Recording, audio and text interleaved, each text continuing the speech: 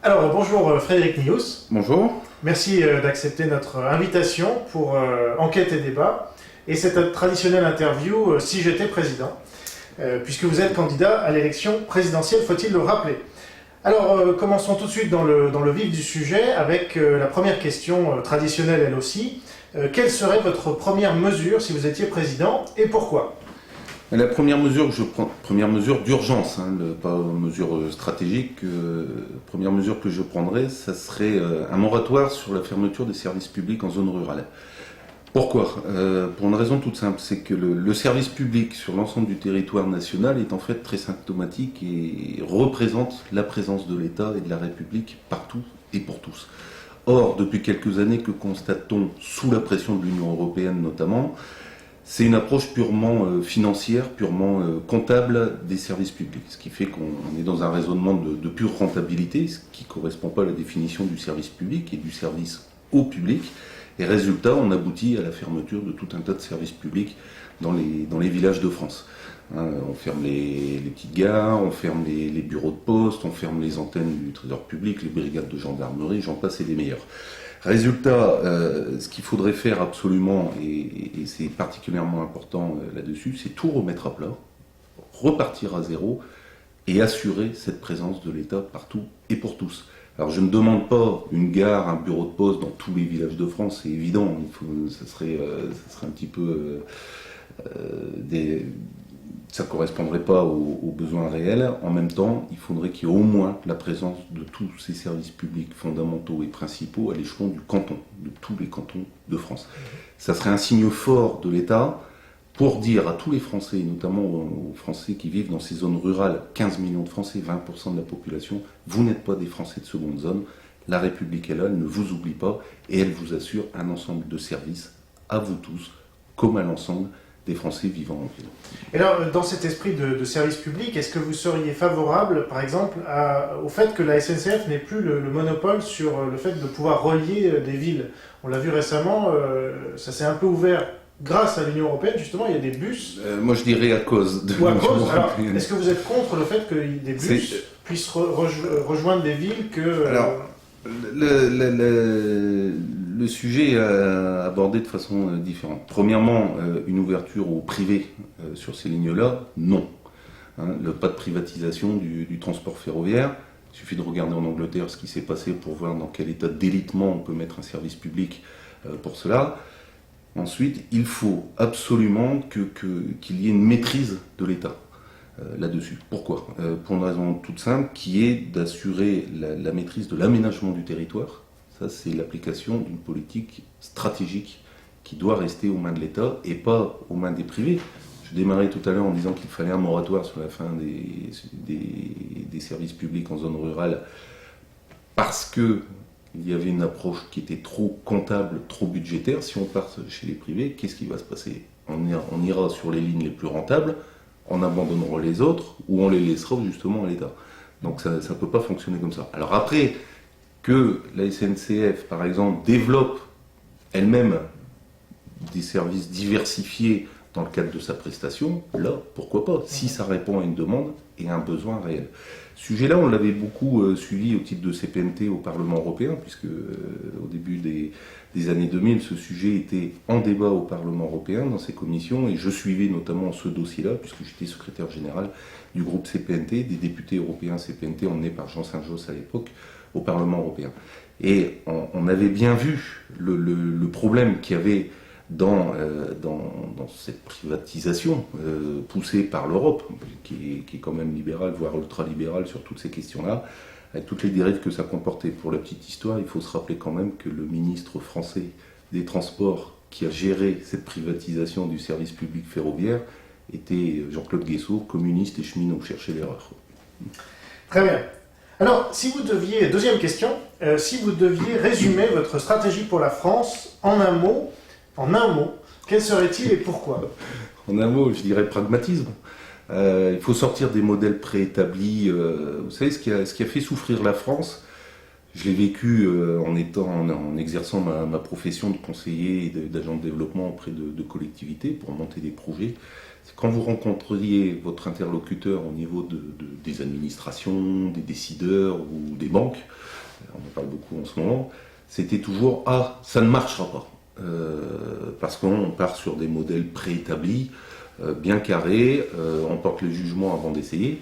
Et je crois qu'au contraire, non, on a vu, et malheureusement la crise en ce moment le montre encore plus maintenant, que justement ces grands plans d'ensemble prévus à l'avance, qui répondent à des schémas qu'on a appris soit à l'ENA, soit dans les grandes écoles ou ailleurs, ça ne fonctionne plus tout simplement, et qu'il faut pouvoir s'adapter à l'évolution du pays, de la société, du monde, et que pour cela, il faut du pragmatisme, il faut une ouverture d'esprit.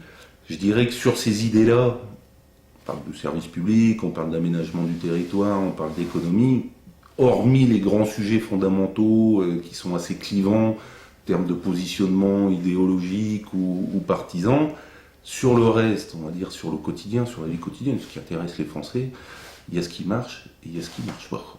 Il n'y a pas de droite, gauche, etc. C'est que les gens disent, bon, maintenant on a essayé tout un tas de modèles de gauche comme de droite, ils ne fonctionnent pas, il faut essayer d'autres choses. Et moi je dirais, tentons l'expérience, avec pragmatisme. On essaye, ça fonctionne, tant mieux, on a trouvé une solution, on part là-dedans, ça ne fonctionne pas, on passe à autre chose. Alors précisément, pour rebondir sur la question précédente, si on se rend compte qu'une solution précise, libérale, fonctionne alors qu'une solution d'État ne fonctionne pas sur un point précis, est-ce qu'on peut la faire du coup ? Ça irait dans le sens de ce que vous venez d'indiquer. Oui, je crois qu'il faut sortir des schémas préétablis. Ça sclérose complètement l'action, ça tue l'initiative. Moi je crois qu'on a besoin d'un État facilitateur.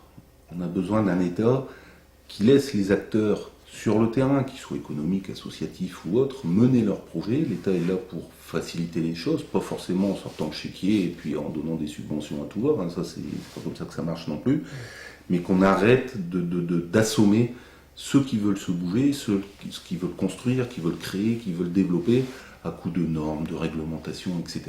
Je crois qu'il faut lâcher un peu la bride, il faut accompagner ces initiatives, et puis justement on en tirera des idées à transplanter ailleurs, dans d'autres secteurs, dans d'autres domaines. Un État facilitateur. Donc, c'est-à-dire, en gros, c'est du pragmatisme aussi, c'est que pas un État complètement dirigiste, il le faut quand même un petit peu pour éviter les dérives qu'on peut voir en ce moment, par exemple à l'échelon mondial ou européen avec les banques, la finance, etc. Mais en même temps, pas un État ultra-libéral ou qui finit par verser le pays dans la jungle, où c'est la loi du plus fort, ça fonctionne pas. Il y a un devoir de solidarité quand même dans ce pays. Et le pragmatisme, c'est une notion très, très gaulliste. Est-ce que vous vous sentez gaulliste vous-même ? Oui, tout à fait. Oui. C'est quelque chose qui, en plus dans la pensée du général de Gaulle, c'était ça, c'était quelque chose qui transcendait les partis politiques et autres. C'est un état d'esprit, c'est une idée de la France. Oui, moi je me définis comme gaulliste, sans aucun problème. Très bien, alors, troisième question, on essaye d'être toujours pragmatique dans nos questions, donc quel est selon vous le domaine qui va le moins bien dans notre pays ? J'ai droit à une seule réponse. Oui, c'est le moins, vraiment le pire. Le pire, je dirais que il y a une crise des valeurs dans ce pays. Il y a un décalage entre, on va dire, l'économie virtuelle, l'économie réelle. Mais je crois que je dirais quand même l'écologie. Oui. C'est un grand combat. C'est un de mes grands combats. Non pas que je suis anti-écologie. Je mène plutôt un combat contre les charlatans de l'écologie actuelle. Ceux qui se sont emparés de cela pour s'en faire un fonds de commerce électoral et qui en fait ont versé dans l'écologie punitive. Je vous fais pas un dessin, je vous fais pas la liste entre les Eva Joly, les Nicolas Hulot et toute l'écurie. Je crois que d'abord c'est symptomatique d'un défaut qu'il y a dans ce pays, dans on va dire les grands ou les gros partis politiques, PS ou UMP maintenant, autrefois RPR ou UDF, c'est qu'il y a un certain nombre de sujets, parce qu'ils considèrent qu'ils ne sont pas d'actualité, qu'ils ne sont pas intéressants, qu'ils abandonnent. Alors, il y a eu l'écologie, on peut avoir l'idée de nation aussi, ou d'identité, qui a été abandonnée par un moment. Résultat, ce sujet qui monte dans la société se fait préempter par des extrêmes qui du coup s'en servent et le poussent en épingle. Et résultat, qu'est-ce qu'on a après? C'est que les gros partis de gouvernement courent après, font du copier-coller de ces extrêmes pour essayer de rattraper les choses, et puis ça part en vrille, tout simplement. Quand vous regardez l'écologie, ce que c'est devenu, parce que l'écologie, elle n'est pas de gauche, elle n'est pas de droite, ça concerne tout le monde, ça intéresse tout le monde, ça concerne tout le monde, et résultat, c'est devenu quasiment, sans jeu de mots pour ces PNT, une chasse gardée des Verts et de leurs satellites, et ils en font une approche punitive. Quand vous regardez leur programme, on aboutit à quoi? La sanctuarisation des espaces, la punition, à coup de restrictions et autres, la fiscalité et la taxation à outrance, taxe carbone, taxe transport, taxe gasoil, ils ont que le mot taxe à la bouche. Puis résultat, comme c'est monté dans la société, les autres courent après, on fait le Grenelle de l'environnement, on essaye de rattraper un petit peu les choses, puis résultat, on leur abandonne. On cède à leur chantage en matière de communication, en matière d'emprise sur la société, puis on fait du n'importe quoi. Alors on avance, on recule, on sort la taxe carbone, on la ressort après, on la supprime, on y repense peut-être pour ensuite. On développe n'importe quoi. Regardez le débat sur l'énergie, on a été pour les éoliennes, après on se rend compte que c'était une gabegie, que c'est de l'anarchie et autres, donc il faut mettre pédale douce là-dessus. On repart sur le nucléaire, mais il y a Fukushima, alors qu'est-ce qu'on va faire? On part sur autre chose. Ça devient du n'importe quoi. Et je crois que justement, il faudrait revenir à quelque chose de bon sens, à écouter la vérité du terrain, à respecter les gens du terrain, pour faire une écologie qui devienne enfin humaine et réaliste. C'est-à-dire qu'il n'oublie pas que, oui, il y a un objectif de sauvegarde, de préservation de nos espaces, mais qu'en même temps, ces espaces, c'est pas des eaux à ciel ouvert, c'est pas une cour de récréation pour bobo écolo, c'est au contraire un espace de vie pour 20% de la population française. Et plus en été, puisque justement ces bobos écolos, c'est là qu'ils vont passer leurs vacances ensuite. Donc il faut avoir une approche plus équilibrée, avec l'homme qui soit au centre du système. Et alors pourquoi selon vous, pour bien comprendre, pourquoi selon vous c'est la priorité, enfin le domaine qui va le moins bien? Parce que d'abord, pourquoi? Parce que ça touche à tout. C'est un sujet complètement transversal. Regardez, l'écologie, ça concerne quoi? Ça concerne la gestion des territoires et la préservation des espaces. Ça concerne le transport, ça concerne l'énergie. Regardez, les normes environnementales viennent vous dire quel type d'ampoule vous devez mettre ici dans votre bureau. Ça touche tout. Et pourquoi ça va plus mal? Parce que c'est devenu quelque chose de central. Regardez comment on est sorti du Grenelle de l'environnement, on ne parle plus que de ça. Vous allumez la télévision, il n'y a plus que des spots là-dessus. Ils viennent de redécouvrir qu'il faut faire attention à son environnement. Mais vous savez, dans le monde rural, on s'en rend compte, puisqu'on y vit, tout simplement.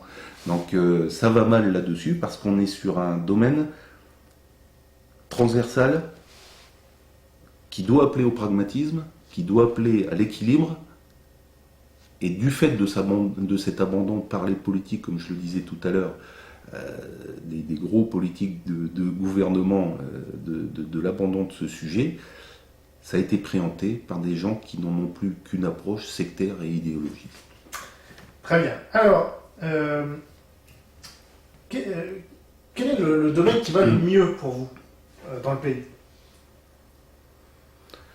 Le domaine qui va le mieux, je dirais que en ce moment, c'est malgré tout la volonté de réforme, d'adaptation à l'évolution du monde et de la société. C'est le mode de gestion de crise. Je ne parle pas des résultats de cette gestion, mais au moins de voir des pouvoirs publics qui sont au combat, qui sont sur le pont, à essayer de colmater les brèches, de tenir le bateau à flot. Et ils y arrivent. Quand on voit la situation qu'il peut y avoir en Grèce, en Italie, en Espagne et ailleurs, le cap est tenu. Après, ce que ça va donner, tout ne dépend malheureusement pas que de nous et que de Paris. Il y a beaucoup de réponses à Bruxelles, il y a beaucoup de réponses surtout à Wall Street, et c'est bien le malheur, quoi. Et alors vous êtes satisfait de la politique menée par Nicolas Sarkozy sur ce plan, en tout cas? Oui, puisque bon, il faut reconnaître que ce soit au niveau de la gestion internationale, de la diplomatie et de cette gestion de crise, on a quelqu'un on a un combattant là, on a quelqu'un qui se bouge pour faire en sorte que la France s'en tire le mieux possible, ou le moins mal possible par rapport à la situation environnante. Donc ça, il faut reconnaître ce volontarisme et cette volonté de se battre. Malheureusement, comme je vous l'ai dit, c'est que tout ne dépend pas de lui. Il suffit de voir ce qui se passe à l'Europe, il suffit de voir les dérives bancaires, puisque maintenant on aboutit à quoi? C'est qu'on se demande si le politique sert encore à quelque chose et si le pouvoir n'est pas chez les banques, chez les financiers, les spéculateurs, les agences de notation. C'est eux qui dirigent le monde, on a cette impression-là, quoi. Et plus précisément sur la Libye, est-ce que vous trouvez que l'engagement de Nicolas Sarkozy aux côtés des États-Unis, voire devant les États-Unis, est une bonne chose? Oui, je dirais que ça a été à la place. Parce que les États-Unis, quand même, ils sont sacrément reculés. Donc je crois que la France a tenu son rôle dans cette affaire-là. Bon, elle a rattrapé peut-être les erreurs au début du printemps arabe. Néanmoins, en Libye, ça fait un dictateur de moins, tant mieux. Donc, je crois que la France, elle a rempli son rôle et elle a retrouvé son rôle un petit peu messianique qu'elle avait au moment de la Révolution française, quand on portait ce message de liberté, ce message d'ouverture, de démocratie. Donc ça, non, très bien, ce qui s'est passé là-bas. En plus, on a montré qu'on savait faire quelque chose sans les Américains. Ouais. Alors, la question suivante, c'était que proposez-vous pour maintenir cet avantage? Et je la prolongerai en vous demandant si vous êtes prêt à intégrer un gouvernement Sarkozy s'il est réélu, par exemple. Écoutez, la campagne démarre seulement, donc vous me poserez la question plus tard. Pour l'instant, moi je suis là pour porter un projet pour la France. Ouais. Effectivement, le nœud de ce projet, c'est la ruralité, parce que je considère qu'on peut y trouver tout un ensemble de solutions pour la gestion de crise, pour l'emploi, pour le développement du territoire et pour le bien vivre au quotidien pour les Français. Les Français décideront ensuite. Je crois qu'il ne faut pas partir. Les Français en ont marre des tambouilles politiciennes, premièrement. Deuxièmement, des positionnements de l'un par rapport à l'autre. Qu'est-ce qui vous dit que c'est pas moi qui vais la gagner, la présidentielle? Donc, voilà, donc laissons faire la campagne, laissons se développer. Par exemple, est-ce que vous seriez prêt à ce que Nicolas Sarkozy vous rejoigne si vous êtes élu président de la République? On peut inverser. Pourquoi pas? Voilà. Vous savez, ce qui compte, c'est pas c'est pas les personnes. Ce qui compte, c'est les idées. On est là dans une campagne dont le but, c'est de donner un sens à la France, de donner une direction, de donner un plan d'action, une stratégie à la France. Ce qui compte, c'est les idées qu'on porte. Donc après, ceux qui s'inscrivent dans l'idée ont à travailler ensemble, et puis on bouge les cloisons, et on va passer l'expression, mais on se fout des étiquettes. Et puis et voilà. Mais après, aller se positionner dès maintenant par rapport à tel ou tel ou tel, on ne sait même pas ce qu'il propose d'ailleurs. Je ne sais même pas s'il est candidat aujourd'hui. Ah, il n'a pas. Aujourd'hui, 21 septembre. Tout à fait. Autre question, quel est selon vous le principal risque qui pèse sur notre pays? Europe Écologie Les Verts. Ah oui. Oui, parce que déjà pour les raisons que j'ai exposées tout à l'heure sur leur approche dogmatique, idéologique de l'écologie, c'est un petit peu les Khmers verts qui sont en train de jouer. Mais aussi, ils font peser un risque parce que sur la recomposition, la stratégie de la gauche en général, on sait qu'ils vont avoir un point important, d'autant plus avec les scores qu'ils ont fait aux dernières élections européennes ou régionales.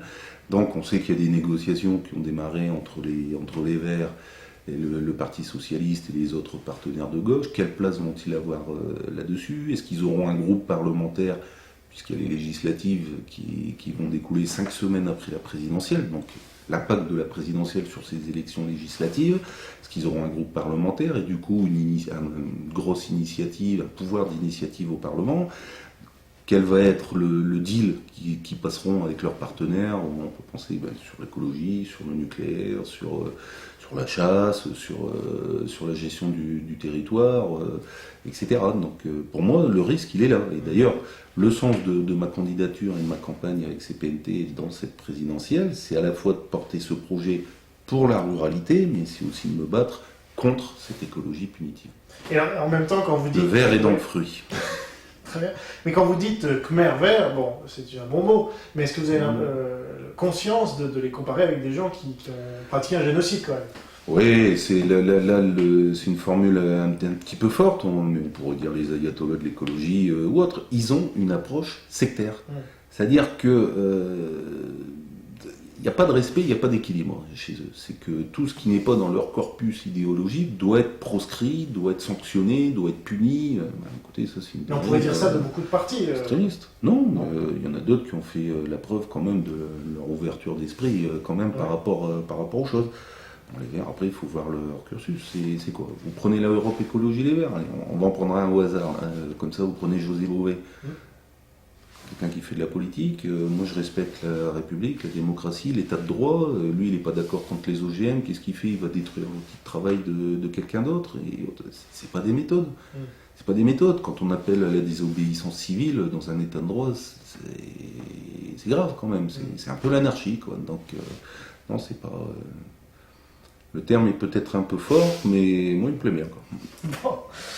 Alors, selon vous, quelle est la principale opportunité qui s'offre à la France et comment la prendre? La principale opportunité, je dirais que c'est le projet que je porte avec justement ce plan Marshall pour la ruralité. C'est ça que je veux porter dans cette campagne. Des choses ont été faites par Nicolas Sarkozy, par son gouvernement. J'ai participé notamment à la genèse, à la réflexion, à la définition de ce plan pour la ruralité qui a été présenté début 2010. Il reste à mettre en œuvre un certain nombre de mesures qui ont été annoncées là-dedans. Et moi, ce dont j'ai peur, c'est que la ruralité ne soit plus résumée qu'à une parenthèse qu'on ferme en disant, bon voilà, on a fait ce plan, c'est bon, on peut arrêter, on passe à autre chose. Et moi, je ne veux pas que la ruralité devienne une simple séquence dans cette campagne. Je veux qu'elle devienne une priorité pour le prochain quinquennat. Ça, c'est le but de ma campagne. Ce projet pour la ruralité, ce plan Marshall pour la ruralité est un plan d'urgence. Je rappelle que la ruralité, c'est 80% du territoire en France, c'est pas rien. 20% de la population française, 15 millions de Français qui vivent dans cette ruralité. On n'est pas des Français de seconde zone. Et on est en pleine période des impôts là en ce moment, on n'a pas sur notre feuille d'impôt une case de déduction, habite en zone rurale, ne bénéficie pas des mêmes services qu'en ville, donc déduction fiscale, on paye les mêmes impôts que les autres. Alors si on construit par exemple le musée des arts premiers ici à Paris et qu'on y participe, nous dans nos zones rurales, tant mieux, c'est un rayonnement de la France, et je ne supporte pas que du coup l'État vienne nous dire dans votre village, je ferme le bureau de poste ou je ferme l'école parce qu'il manque 10 000 euros pour boucler le budget. Donc, on a besoin d'avoir ce plan d'urgence. Ça répond à la situation de crise actuelle aussi, puisque on pourrait développer justement, je souhaite qu'on développe une économie de proximité, de service à la personne, une économie de service public et de service au public, petit commerce, artisanat, toute petite entreprise, TPME telles qu'on les appelle. C'est de l'économie de proximité, ça permet de créer un bassin d'emploi, des emplois non délocalisables, c'est quand même du luxe en ce moment, ça évite que les gros groupes vous disent je pars à l'étranger pour payer moins d'impôts, etc., je rapatrie ensuite mais je licencie, etc., etc. On est sur de la proximité. Vous créez un bassin d'activité, vous créez un bassin de vie. Les jeunes, notamment les jeunes couples, auront du travail sur le secteur, ils resteront au village où ils viendront s'y installer, du coup vous sauvez votre école, vous avez une zone de chalandise, ça redevient intéressant pour les services publics, pour tout un ensemble de services, d'autres commerces, d'autres services à la personne, et vous redéveloppez un espace de vie plutôt que d'avoir cet Eldorado un petit peu qui fait que les jeunes de nos villages quittent le village maintenant en espérant pouvoir trouver du boulot en ville. Résultat, tout le monde s'entasse en ville et puis on connaît les problèmes qu'il y a en ville. Donc je crois que c'est particulièrement important. J'insisterai là-dessus, vous allez me dire, oui, mais pour le financement, combien ça coûte, etc. En aidant les initiatives, comme je le disais tout à l'heure, en facilitant les choses, vous créez de l'activité, vous créez de l'activité, vous avez des rentrées fiscales, des recettes, etc. Et ça fonctionne. Oui, ben oui, ben oui, il faut pouvoir générer, aider ce développement-là. Il y a d'autres solutions aussi, c'est de prendre l'argent qu'on jette par les fenêtres dans certains domaines pour aller alimenter ce projet-là. Je vous prends l'exemple à l'inverse, d'une politique rurale la politique de la ville. Ça fait 30 ans, depuis les années Delbar, Tapi et compagnie, qu'on fait une politique de la ville qui ressemble au tonneau des Dénaïdes. Hein, un puits sans fond, on jette des milliards et des milliards d'euros, pour quel résultat? Pour quel résultat? Quelque chose qui ne fonctionne pas. Parce qu'on est sur je dirais un petit peu du pain et des jeux. Hein, on jette de l'argent à bloc dans certains réseaux et autres pour acheter un petit peu la paix sociale, pour calmer un petit peu tout le monde, pour développer tout un ensemble de services qui ne répondent pas forcément aux besoins tant des personnes, de la population qui est concernée, que du marché de l'emploi. Non, mais arrêtons un petit peu avec ça. Donc, mettons l'argent là où il faut. Il faut faire des choix. De toute façon, la politique, c'est faire des choix. C'est pas se dédouaner, comme dans le Grenelle de l'environnement, par exemple, où le politique se dit « Oh là, je prends pas mes responsabilités, je décide pas, je réunis 15 associations dans une salle, puis je leur dis « Allez décider à votre place, puis oh bravo, ça c'est de la concertation et tout. » Non, le politique, il consulte, il concerte, il se fait un avis, et il tranche. Il a le courage de trancher. Donc je dis qu'il faut faire des choix, arrêtons de jeter de l'argent par les fenêtres à tout va, maîtrisons les dépenses, et mettons l'argent là où il y en a vraiment besoin dans l'économie réelle. Alors, donc on a commencé cette interview où vous disiez que vous étiez pragmatique, et je vous en donne acte. Mais concrètement, quand vous dites plan Marshall, est-ce que ça ne va pas contribuer particulièrement à l'endettement du pays? Et je vais vous donner un exemple qui va vous permettre d'éclaircir les choses peut-être. Enfin, pour moi en tout cas, on a eu un exemple dans l'actualité récente d'une école, petite école dans un village qui avait fermé. Et la seule solution qui a pu être trouvée, c'est d'ouvrir une école privée. Donc sur fonds privés, mais comme ça permettait de quand même avoir une école. Je ne sais pas si vous avez suivi. Qu'est-ce que vous pensez de ce cas? Je dirais que là, je vous parle en tant qu'élu local, en plus d'un village de 560 habitants, et on est confronté à ce type de problème. C'est que, effectivement, il y a des domaines dans lesquels c'est pas le rôle de la collectivité locale, et notamment de la municipalité, d'assurer ce genre de service. C'est pas une municipalité par exemple, d'ouvrir un commerce dans le village, d'ouvrir un cabinet médical dans le village, ou autre. Mais vous êtes confronté à la dure épreuve des faits.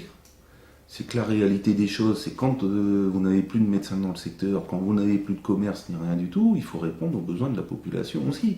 Et que dans ce cas-là, il faut déborder un petit peu. Bon, en termes juridiques et publicistes, on appelle ça le socialisme municipal. Mais vous êtes vraiment à ce que l'État aille au-delà de ses fonctions régaliennes? Moi, je suis plutôt pour le fait que, effectivement, on répartisse bien le qui fait quoi dans ce pays. Actuellement, c'est pas le cas. Donc, heureusement, il y a une réforme territoriale aussi qui s'est mise en place, qui est à l'améliorer, mais qui a eu au moins ce mérite-là de dire à chaque échelon qui fait quoi.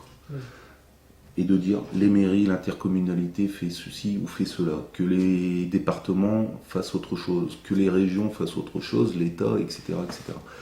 Ça, c'est nécessaire. Aujourd'hui, c'est un millefeuille, c'est un maquis administratif. On ne sait plus à qui s'adresser pour monter un dossier. C'est des financements croisés. Tout le monde veut s'occuper de tout pour se faire des fiefs. On le voit avec les régions. Les compétences générales pour les régions, ça rime à rien. Ça rime à rien que les régions s'occupent de stratégie, que les départements s'occupent des services de proximité, notamment des questions sociales, que les communes s'occupent de leurs communes et aient les moyens de le faire. Donc je crois qu'il faut dépoussiérer tout ça, éclaircir aussi tout ça, dire clairement, faire un organigramme de la France. Qui fait quoi avec quels moyens? Alors après, que l'État se limite uniquement à ses missions régaliennes, non. Mais par contre, qu'il garde toutes ses missions régaliennes, et là je pense à l'Europe, ça c'est nécessaire. L'État, c'est l'État. L'Europe s'occupe d'autre chose. Elle n'a pas à nous piquer nos pouvoirs régaliens. Après que l'État s'occupe d'autres choses, oui, c'est son rôle aussi d'être régulateur sur un certain nombre de sujets, d'assurer la transition aussi par rapport à des situations qui peuvent être défaillantes, d'imprimer des impulsions, des projets et autres, et puis après en bonne intelligence avec les collectivités de les mettre en œuvre.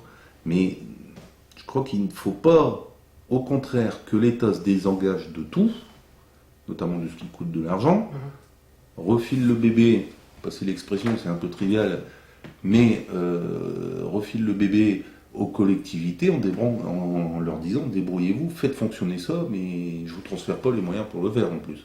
Donc ça va pas. Mais à l'inverse, la démarche qu'on voit actuellement dans les conseils régionaux, ils sont tous de la même couleur politique, mais qui disent en gros on veut s'occuper de tout, donnez-nous les moyens, donnez-nous les recettes fiscales, puis vous, État, occupez-vous un petit peu du reste. Et ça va être la balkanisation de la France. On va avoir... Deux dernières questions. On va changer un peu de spectre en parlant des médias. Vaste sujet. Voilà, nous on aime bien les médias, on va parler des médias en tout cas, et la télévision en particulier. Quel est votre avis sur la question? Vous voulez vraiment mon avis? Ouais. Moi je trouve que c'est une honte. Ouais. Une honte. Bon, le clou du spectacle, ça a été dimanche soir, avec l'audition, ou on va dire l'opération marketing de DSK sur la chose. Je tiens à rappeler par exemple que DSK, qui vient s'expliquer sur une affaire personnelle, donner ses arguments et autres, pour quelqu'un qui voulait être candidat mais qui finalement ne l'est pas. Moi je suis candidat, ça fait 3 mois que je suis en campagne, je ne suis pas encore passé au journal télévisé. Donc ça montre déjà un petit peu le problème qu'il y a. Et moi j'ai l'impression aussi que, et je le subis d'ailleurs, c'est que on a des médias qui sont, je vais pas dire aux ordres, c'est pas ça le terme, mais qui fabriquent l'opinion, qui choisissent. Moi je suis désolé, je suis candidat, ça vaut aussi pour quelques autres de mes concurrents. Les candidats, on passe jamais, on voit toujours les mêmes. Alors entre celui qui n'a jamais été candidat ne le sera jamais, entre celui qui rêve de l'être et qui ne le sera pas, celui qui l'était puis qui ne l'est plus, je pense à Nicolas Hulot, entre Pierre, Paul, Jacques, tout le monde défile et on choisit, on sélectionne. Et je trouve que les médias à ce niveau-là, en tant que éléments devant couvrir une campagne, sont injustes, inéquitables, et que là il y a quelque chose à améliorer. Et le CSA aux abonnés absents. Hein. Donc on se demande à quoi il sert. Hein. Pour faire ça, c'est pas la peine de créer un machin comme ça. Là, il faudrait un peu plus de justice. Après, vous avez les sites d'information et autres qui traitent un petit peu de tout. Alors vous allez me dire, mais oui, mais parce que bon, là on leur a déjà dit, mais en disant oui, mais quand la campagne officielle démarrera, vous passerez. Oui, mais là en ce moment, pourquoi les autres passent tout le temps? On fait même passer le concours Lépine de la primaire au PS, ça passe à la télé tous les jours, ils ont le droit de parole tous les jours. C'est pas candidat que je sache. C'est une élection interne. Alors il y a un traitement inégalitaire et inéquitable des candidatures, et moi ça me gêne beaucoup. Donc si vous étiez président... Pas beaucoup, à la fois en tant que candidat, mais aussi en tant que citoyen ou en tant que téléspectateur, ça me gêne. C'est que vous allez me dire, ah bah oui, mais vous, on vous couvre pas parce que bon, vous êtes ce qu'ils appellent les petits candidats, bonjour le respect. Mais si on serait peut-être un peu plus gros s'ils parlaient un peu plus de nous plus souvent, parce que là, on crée un réflexe de Pavlov aussi chez beaucoup de Français, puisqu'à force de montrer toujours les mêmes, on donne l'impression qu'il n'y a qu'eux et que le choix se résume qu'à eux. Et si moi j'avais autant de couverture, enfin moi ou d'autres, ou les autres candidats, hein, moi ce que je demande simplement, c'est pas d'être privilégié par rapport aux autres, c'est d'être sur un pied d'égalité par rapport aux autres. Puisqu'il y a l'égalité entre les citoyens, paraît-il, dans ce pays. Ça devrait l'être au niveau médiatique aussi. Et que si effectivement on traitait à égalité de tout le monde, avec la même égalité des chances et de traitement médiatique, il y a peut-être des petits qui seraient gros, puis il y a peut-être des gros qui maigriraient beaucoup. Hein. Donc si vous étiez président, vous feriez en sorte, ça c'est pour la campagne, mais plus largement sur les médias, est-ce que vous trouvez qu'il y a une qualité de l'information qui est là, et d'éducation, ou pas? Je dirais qu'il y a la qualité de l'information, elle existe. On voit qu'on a des grands et des bons professionnels, on a les émissions qu'il faut. Bon, ce qu'il y a, c'est que certaines émissions qui traitent de fond sur la société, au lieu de les passer à 2h du matin, si vous pouvez les passer à la place des séries américaines, ça serait pas plus mal.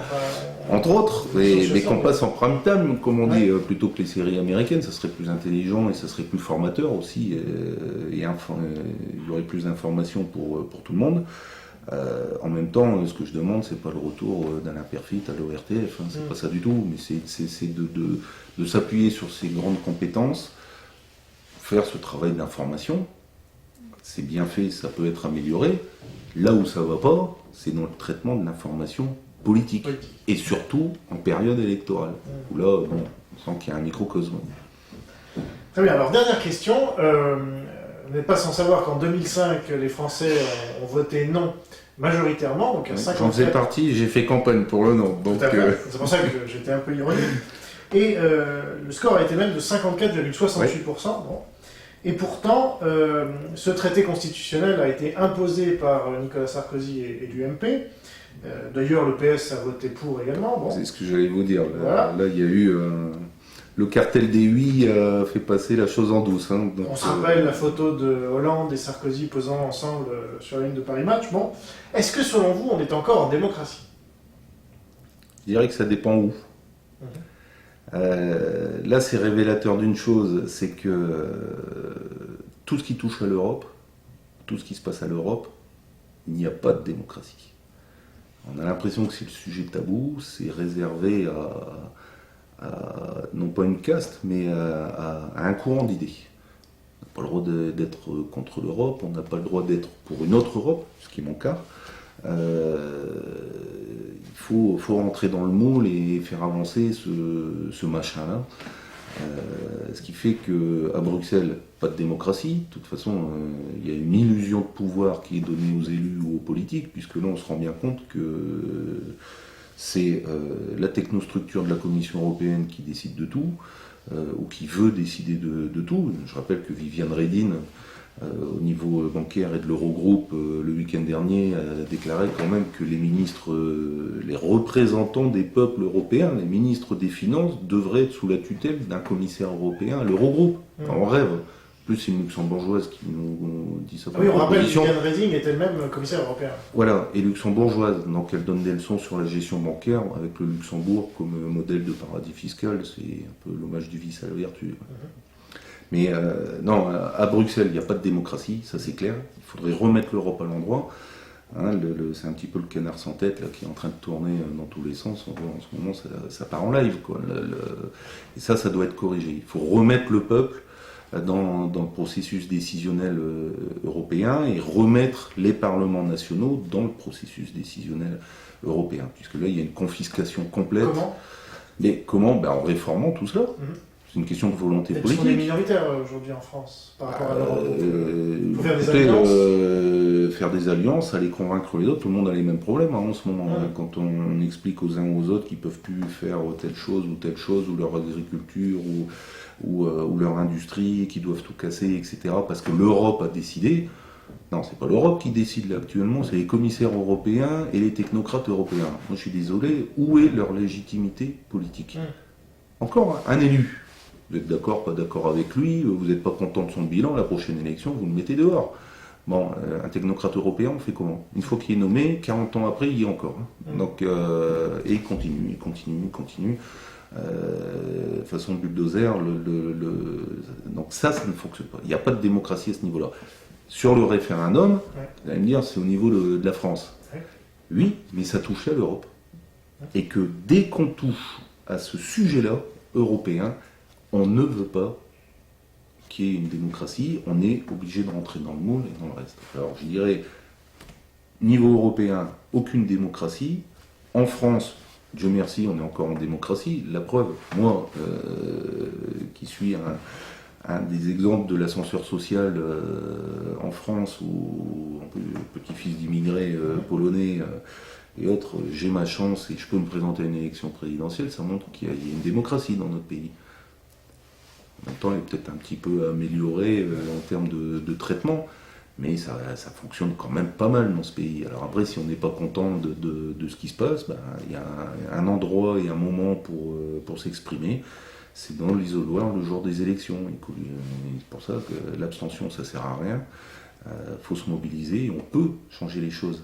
Et si on change les choses dans son pays, et la France a quand même un poids suffisant au niveau européen, pour pouvoir imposer un certain nombre de choses, d'aller en convaincre. Je crois savoir qu'il y a un certain nombre de pays membres de l'Union européenne qui sont quand même assez proches de cette conception-là, qui sont mûrs aussi pour se dire, bon, il est temps de changer les choses, là, on part dans le mur, puis de revenir en fait à l'esprit premier de l'Europe. Parce que sur cette question-là, il faut séparer les choses. Il y a la zone euro, il y a l'Union européenne, il y a la construction européenne. On ne peut pas avoir une approche globale sur ces 3 points-là. La construction européenne, elle est nécessaire. Elle est utile. Je rappelle qu'elle a fonctionné, elle a été faite pour qu'il y ait la paix en Europe. Ça fait 60 ans qu'il n'y a pas eu de guerre sur notre territoire, c'est quand même pas rien. Regardez ce qui se passe ailleurs, y compris à nos portes. Elle a été faite également par rapport à un modèle alimentaire, de production alimentaire, pour donner à manger au peuple, qui, je vous rappelle la situation dans les années 50, c'était tout le monde ne mangeait pas à sa faim. Donc il faut repartir à cet esprit premier, cet esprit de solidarité, et cet esprit de volonté d'avancer. Puis après, il y a l'Union européenne. Là, l'Union européenne, je dirais qu'il faudrait mieux d'Europe. Pas question de sortir de l'Union européenne, ça rimerait à rien du tout, mais d'améliorer le système, de changer l'ordre institutionnel et le fonctionnement institutionnel de l'Union européenne, d'en changer un certain nombre de règles. On avait un droit de la concurrence au départ qui se comprenait. Aujourd'hui, c'est devenu quoi? C'est le droit à la concurrence déloyale pour les Chinois. Là, ça ne peut pas fonctionner. Ce qui fait qu'au lieu d'avoir une Europe qui nous protège, on a une Europe qui protège nos concurrents, les extra-européens. Une Europe qui est une vraie passoire au niveau des frontières vis-à-vis des produits, de l'immigration ou d'autres domaines, ça ne peut pas fonctionner. Donc il faut remoduler tout cela. Alors, pas par une constitution européenne, parce que la constitution c'est révélateur d'un État. Moi je ne suis pas fédéraliste, je ne suis pas pour un super État européen dont on ne deviendrait que des petits éléments. Voilà, c'est une province. Non, mais un mode de fonctionnement. Un mode de fonctionnement, on n'a pas besoin, de toute façon ça ne fonctionne pas. Regardez, il paraît qu'on a une chef de la diplomatie européenne, là, personne ne sait, voilà. Vous ne savez même pas comment elle s'appelle. On l'a beaucoup vu en ce moment dans les problèmes avec ce qui se passe autour de la Méditerranée. On l'a beaucoup entendu aussi, vous l'avez vu, avec la crise, aux abonnés absents. Quand vous voyez qu'après, il y a un autre représentant politique de l'Union européenne. J'ai beaucoup de respect pour les Belges, puisque je suis aussi d'origine belge par mon père. Mais, attendez, vous avez vu ce qui se passe là, en Belgique? C'est la situation institutionnelle. Il n'y a même pas de gouvernement en Belgique. Et c'est un représentant de l'État belge qui est chargé de faire tourner l'Union européenne. Ben, moi, je trouve que c'est très révélateur du cirque européen actuel. Donc, modifions les règles de fonctionnement. Et j'aurai, dans le cadre de cette campagne présidentielle, l'occasion de présenter ce projet pour l'Europe, pour cette autre Europe, pour qu'on ait mieux d'Europe. Puis après, il y a la zone euro. Moi, je considère qu'il ne faut pas sortir de l'euro, parce que ça serait encore pire que ce qui se passe actuellement. Là, ça serait l'explosion complète, l'inflation, le rajouter de la crise à la crise, c'est pas la solution. Par contre, vous allez me dire, bah oui, mais les Grecs, ici, vu ce qui se passe, qu'est-ce qu'on fait? Ben, les Grecs, il faut les mettre dehors de la zone euro. C'est-à-dire que la France n'en sorte pas, c'est une chose. Après, qu'on protège le périmètre, à la fois pour renforcer, sauver l'euro et le renforcer. Donc il faut faire sortir aussi les Portugais et quelques autres. Non, parce que la situation n'est pas la même. La Grèce, on a quoi comme situation? On a des gouvernements successifs, de gauche comme de droite d'ailleurs en Grèce, qui ont fait de la truande financière un sport national, incapable de prélever l'impôt. On envoie des faux bilans à Bruxelles, on manipule tout, on triche, on ment, etc., etc. Résultat, ils sont dans la muise. Moi, je vais prendre un exemple à côté, c'est qu'on est dans un immeuble. Il y a un règlement de copropriété.